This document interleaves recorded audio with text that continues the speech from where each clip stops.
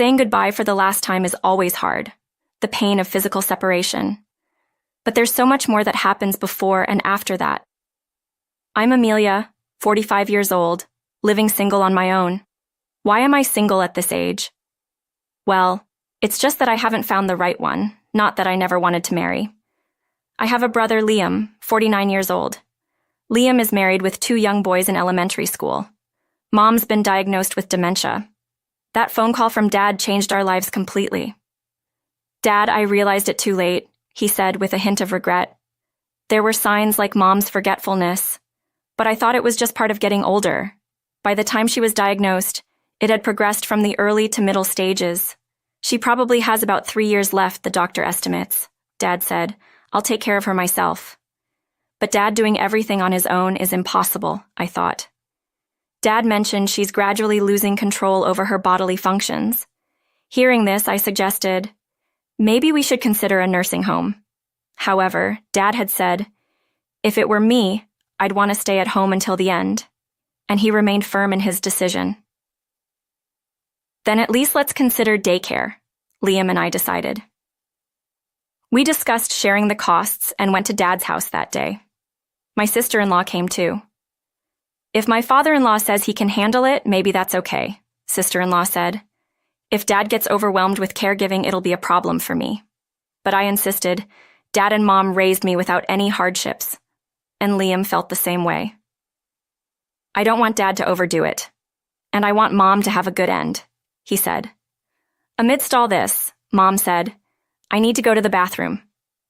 Dad tried to help her, but she couldn't make it in time and had an accident in the hallway. Liam and I helped clean the floor and assisted her with changing her pajamas. Doing this every day would be too much for Dad. It's too hard for Dad to do this alone.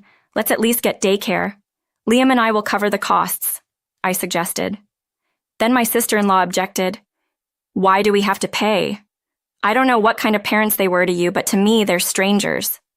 Why should I pay for someone else? I couldn't believe she would say this in front of her husband's family. Sister-in-law looked outraged. Helping each other as a family is natural. Liam and I grew up receiving love and care without expecting anything in return. If we don't pay that kindness now, when will we? And no one is asking for you to provide care, so why do I have to hear such words from you? Sister-in-law's expression turned to anger. Caregiving? That's impossible. This is the first time I've seen an elderly person lose control like this. I can't imagine taking care of someone so messy and smelly. Why should I do such a dirty, unpaid job? And about the care facility costs, if father-in-law is in trouble, he should pay. Why should the children have to? I won't pay a dime. That's it, I'm leaving, she said. With that, she stormed out. Liam went after her. Sorry, this is all I have for now, he said, and handed me $100 at the front door. Feeling down, I returned inside where Dad said to me, Amelia, you see, Mom is turning from a woman back into a little girl. Soon she'll be a baby again, returning to a time when she couldn't speak. His words resonated with me deeply. I met Mom as an adult, so getting to know her as she reverts to stages I never knew makes me happy. I don't see it as caregiving, but as precious time to experience all phases of Mom's life. That's why I want to be with her every second. He tenderly stroked Mom's hair. That Dad would think this way moved me deeply, much deeper than anything I could compare to. I couldn't help but cry. Still, I knew caregiving couldn't be done alone. I moved back to my parents' house to help with caregiving while continuing my job. Caregiving was far from easy. There were nights I was woken up and times she hurled shocking insults. I realized that entrusting care to professionals was a valid option. It was that challenging. But Dad was aging too, and I wanted to fulfill his wish. One day, while we were taking turns with the care, Dad said, You deserve a break. It's your company summer vacation, right? I'm truly grateful for all you do. Why don't you go out and enjoy yourself for a day? I'll take care of Mom that day. Grateful for Dad's kindness, I decided to visit a cafe with a friend I'd reconnected with in the neighborhood. It had been a while since we'd last met, as I couldn't see them often while away from home. Having some time for myself felt great, and it was fun to chat with my friend. How have you been lately? She naturally started the conversation. I've been dealing with Mom's caregiving. It's tough, but there's a sense of duty given all she's done for me, I replied. Huh. To my surprise, my friend asked, Isn't Liam's wife taking care of your mom? What? What are you talking about? I asked in return. Recalling the day my sister-in-law refused daycare with such vehemence, it didn't leave me with a good feeling. You know, Liam's kids are in the same grades as my older and younger ones. Last year, I was an officer in the PTA. Liam's house is in this neighborhood. It's a small world indeed, I continued, listening to her story. You know how every year there's a bit of a tussle over who becomes a PTA officer, and we always do a survey asking for reasons why someone can't do it. Liam's wife wrote caregiving as her reason. But, you know, nobody really wants to take on the role, so we still call to request. When I called her, she said, My husband's busy with work, and both my father-in-law and sister-in-law have left the care of my mother-in-law to me. They've just left her alone. So I've had no choice but to take on all the nursing responsibilities. It's simply too much, she said, something like that. I was so angry my hand shook as I held my cup. I can't believe her. She hasn't done any caregiving, not even once. It's been me and Dad all along, I said. Yeah, I figured. She's always been pretty selfish and erratic before using caregiving as an excuse. She'd write on the PTA surveys for her younger kid, I'll volunteer for my older kid, and for her older kid, I'll volunteer for my younger kid. Even if what Amelia and her sister-in-law say are different, I believe you, Amelia. Don't worry. That was fine for my friend, but not for me. Knowing my sister-in-law's calculating nature made me dislike her even more. And so, the time came for caregiving to end. It was inevitable. We had seen the funeral and wake coming, so Dad and I had already arranged everything.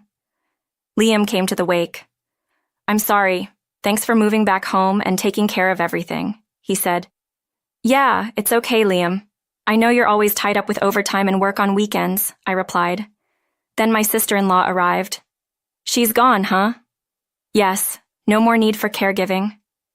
Congratulations. Did she just say congratulations? My mind went blank. Well, of course, caregiving is over. You're free now. Just one more person to care for, and then there's the inheritance split 3 ways between you, me, and my husband.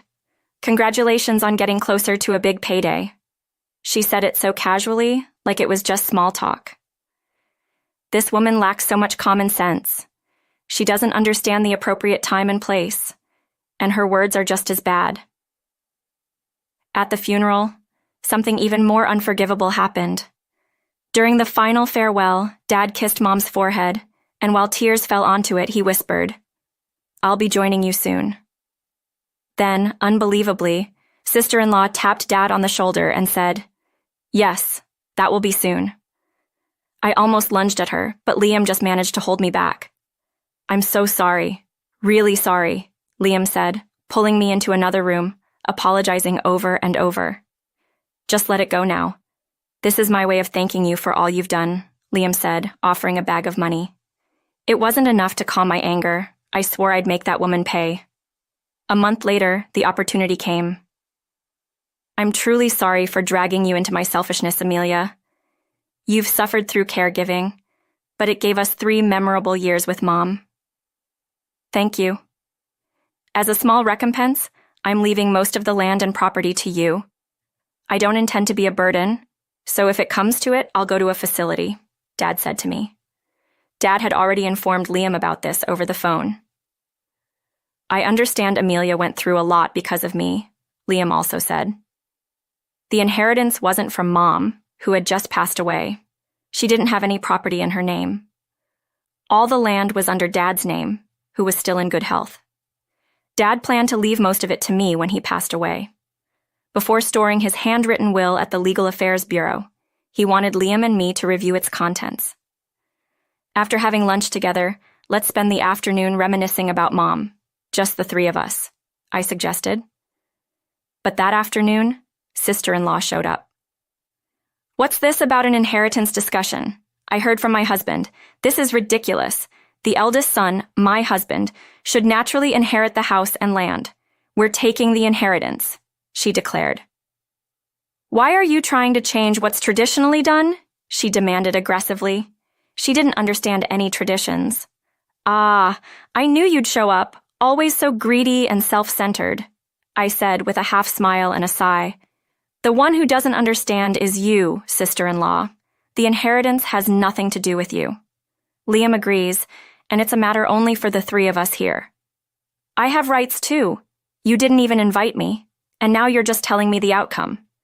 Is this some kind of harassment against me, the daughter-in-law? Greedy and self-centered, that's you, she yelled. Sister-in-law, you're not a legal heir or anything. You're not Dad's young daughter, I pointed out. Sister-in-law. I'd lacking common sense was convinced she had rights. She had this bizarre idea of splitting the inheritance 3 ways. I had to set her straight. Do you remember what you said to us? I don't know what kind of parents they were to you, but to me, they're strangers. Why should I pay for someone else? You said that yourself. Strangers don't inherit anything. Sister-in-law was visibly frustrated, still not accepting the situation. Liam continued, It's only right that Amelia gets more. I'm truly grateful for her supporting Dad and ensuring Mom had a peaceful end. That's why I agreed to Dad's decision. What? Why would you agree? Are you trying to be too good? That's one thing. This is another, sister-in-law retorted. It was tough doing all the caregiving, and it turns out, sister-in-law, you've been claiming to do it all by yourself. Sister-in-law looked shocked.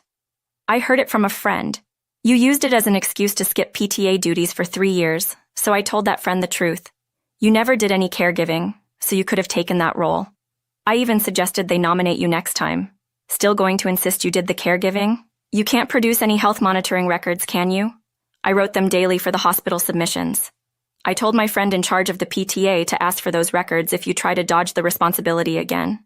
Pretending to care for someone to skip duties and then expecting the same inheritance as the actual caregiver is just outrageous. But still, it's not right, sister-in-law stubbornly insisted. If it's about the inheritance, we have children. They should have a right to inherit too. Since Amelia is single and childless, we should get more, right? Single and childless? Her words could easily be misconstrued by anyone listening. That's when it happened. Suddenly, Liam slammed his hand on the table. Enough! What about the children? He shouted at sister-in-law. I had never seen Liam so angry. I was taken aback, but his sister-in-law was even more stunned. Liam continued firmly. Are you still talking about inheritance rights? Thinking about who the money and the inheritance belong to before bringing up children who have no rights in this? Besides, you haven't let Mom and Dad see the kids since they started kindergarten. Indeed, I hadn't seen Liam's children since moving back home, except at the funeral. I thought they were just being considerate because of Mom's situation. You told me before the kids don't want to go to Grandpa's house because it smells like traditional Chinese medicine and it makes them cry. And when I brought them to the funeral and asked them, we never said that, both said. It does smell, sister-in-law lifted her head, screamed. I couldn't help it. That sounds more like your opinion, not the children's. I interjected. You always act like it's fine as long as you're okay, dragging others into your schemes, stealing their kindness, and sacrificing them for your own benefit. Enough is enough, even with this inheritance.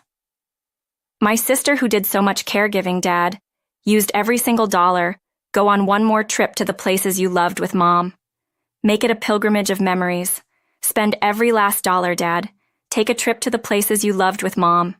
Make it a pilgrimage of cherished memories. With that, Liam slammed the divorce papers on the table. At the daycare discussion, the funeral, and now, I can't imagine growing old with you. I don't see us having a relationship like Dad and Mom had. It's over, sister-in-law responded. This is too sudden. It's too much.